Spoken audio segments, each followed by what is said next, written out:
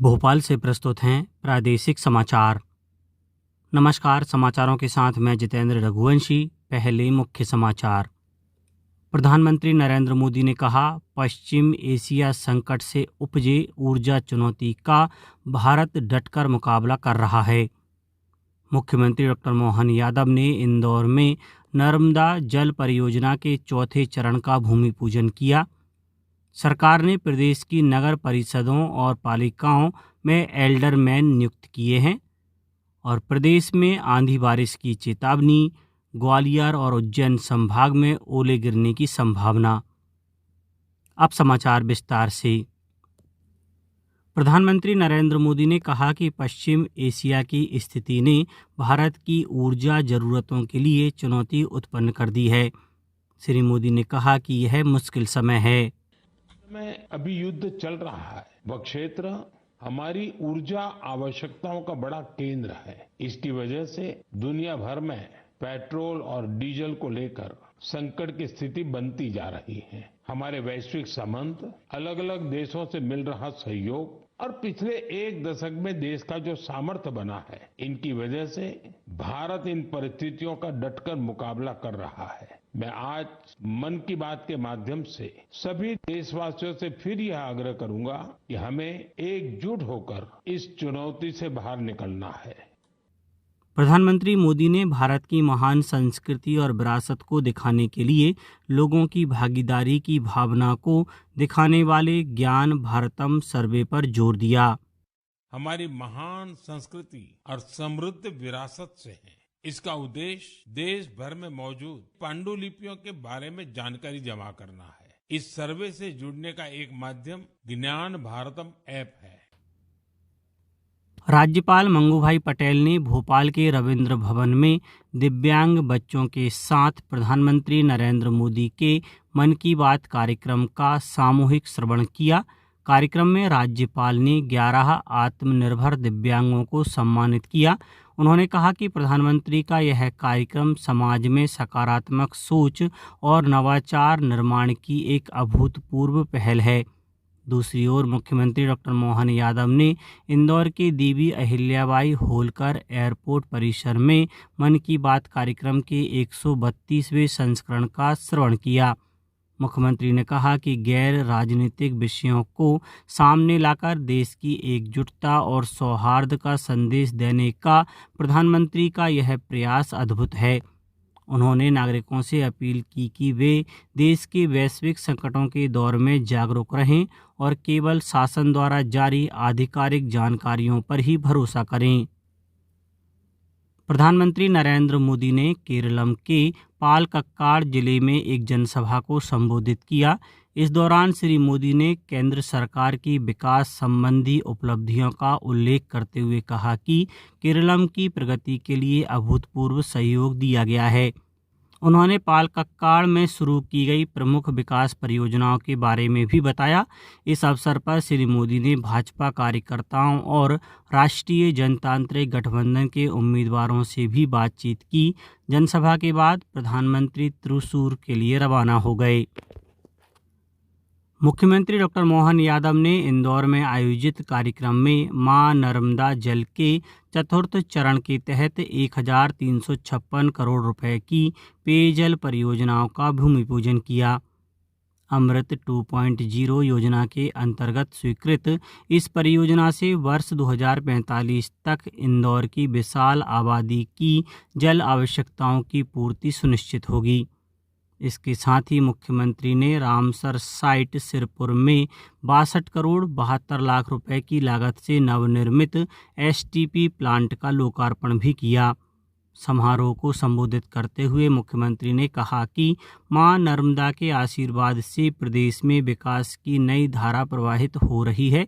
उन्होंने संकल्प से समाधान अभियान के तहत इंदौर जिले में रिकॉर्ड 1,44,000 से अधिक आवेदनों के सफल निराकरण पर संतोष व्यक्त करते हुए हितग्राहियों को हित लाभ का वितरण भी किया। इस अवसर पर नगरीय विकास मंत्री कैलाश विजयवर्गीय और जल संसाधन मंत्री तुलसीराम सिलावट सहित कई गणमान्य जनप्रतिनिधि उपस्थित रहे। नगरीय प्रशासन विभाग ने प्रदेश की 123 नगर परिषदों और 46 नगर पालिकाओं में कुल 768 एल्डरमैन मनोनीत करने के आदेश जारी कर दिए हैं। मुख्यमंत्री डॉक्टर मोहन यादव ने सभी नवनियुक्त सदस्यों को बधाई देते हुए कहा कि उन्हें शहरों के समग्र विकास, सुशासन और जनभागीदारी को बढ़ाने की महत्वपूर्ण जिम्मेदारी सौंपी गई है। प्रदेश में एलपीजी और पेट्रोल डीजल को लेकर आ रही भ्रामक जानकारियों के बाद खाद्य, नागरिक आपूर्ति एवं उपभोक्ता संरक्षण मंत्री गोविंद सिंह राजपूत ने कहा है कि मध्य प्रदेश में एलपीजी, पेट्रोल, डीजल, पीएनजी एवं सीएनजी का पर्याप्त स्टॉक उपलब्ध है। प्रदेश में आवश्यक वस्तु अधिनियम के अंतर्गत एलपीजी की कालाबाजारी रोकने के लिए निरंतर कार्यवाही की जा रही है। अभी तक 2050 स्थानों पर जांच की गई तथा 2912 एलपीजी सिलेंडर जब्त किए गए हैं। साथ ही 9 प्रकरणों में एफआईआर दर्ज कराई गई। मंत्री श्री राजपूत ने बताया कि प्रदेश के 325 पेट्रोल पंप की जांच कराई गई है, जिसमें 1 प्रकरण में एफआईआर दर्ज कराई गई है। उन्होंने बताया कि प्रदेश के समस्त जिला आपूर्ति नियंत्रक अधिकारी एवं ऑयल कंपनी के अधिकारियों को सतत रूप से पेट्रोल पंपों की जांच करने के निर्देश दिए गए हैं। विधानसभा अध्यक्ष नरेंद्र सिंह तोमर ने मध्य प्रदेश विधानसभा में शुरू हो रहे 2 दिवसीय युवा विधायक सम्मेलन की तैयारियों का निरीक्षण किया और अधिकारियों को दिशा निर्देश दिए। 31 मार्च तक आयोजित होने वाले युवा विधायक सम्मेलन में मध्य प्रदेश, छत्तीसगढ़ और राजस्थान के कुल 55 युवा विधायक भाग ले रहे हैं। राष्ट्रकुल संसदीय संघ के अंतर्गत आयोजित इस सम्मेलन में मध्य प्रदेश के 18, छत्तीसगढ़ के 15 और राजस्थान के 22 विधायक शामिल होंगे। यह मंच युवा जनप्रतिनिधियों को लोकतंत्र और विकास से जुड़े महत्वपूर्ण मुद्दों पर विचार विमर्श का अवसर देगा। कूनो नेशनल पार्क से प्रोजेक्ट चीता के तहत भारत की धरती पर जन्मी पहली चीता मुखी आज पूरे 3 वर्ष की हो गई हैं। मुख्यमंत्री डॉक्टर मोहन यादव ने सोशल मीडिया पर इस उपलब्धि पर प्रसन्नता व्यक्त करते हुए कहा कि एक छोटे शावक से लेकर एक सजग मां बनने तक का मुखी का यह सफर प्रोजेक्ट चीता की बड़ी सफलता का प्रतीक है। अब बात मौसम की। प्रदेश में मौसम का मिजाज बदलने की संभावना बनी हुई है। मौसम विभाग ने आगामी 4 दिनों तक प्रदेश के कई हिस्सों में आंधी और गरज चमक के साथ बारिश का अलर्ट जारी किया है। पश्चिमी विक्षोभ व ट्रफ लाइन की सक्रियता के चलते 30 और 31 मार्च को इसका सबसे ज़्यादा असर देखने को मिलेगा। इस दौरान ग्वालियर, चंबल और उज्जैन संभाग में 40 से 50 किलोमीटर प्रति घंटे की रफ्तार से तेज हवाएं चलने और कुछ स्थानों पर ओलावृष्टि की भी संभावना है। अब कुछ समाचार संक्षेप में। देवास जिला विधिक सेवा प्राधिकरण द्वारा जिला जेल में 1 दिवसीय मेगा विधिक जागरूकता शिविर का आयोजन किया गया। जल संसाधन मंत्री तुलसीराम सिलावट ने देवास में जल गंगा संवर्धन अभियान के तहत निर्माण कार्य का भूमि पूजन किया। आगरमालवा स्थित प्रधानमंत्री कॉलेज ऑफ एक्सीलेंस नेहरू स्नातकोत्तर महाविद्यालय के 2 सहायक प्राध्यापकों ने राज्य स्तरीय शिक्षक कर्मचारी खेलकूद प्रतियोगिता के तहत टेबल टेनिस में गोल्ड मेडल जीता है। मंदसौर में होमगार्ड, एसडीईआरएफ जवानों और सिविल डिफेंस वॉलंटियर्स के लिए एक विशेष स्वास्थ्य परीक्षण शिविर का आयोजन किया गया। रीवा में उप मुख्यमंत्री राजेंद्र शुक्ल हिनौती गोधाम में प्रशासनिक भवन, जनभागीदारी से निर्मित टंकी एवं अन्य कार्यों का लोकार्पण और भूमि पूजन करेंगे। बैतूल के ग्राम कान्हावाड़ी में जल गंगा संवर्धन अभियान के तहत जल शक्ति से नव भक्ति के प्रथम चरण के अंतर्गत जल मंदिर प्याऊ की स्थापना की गई।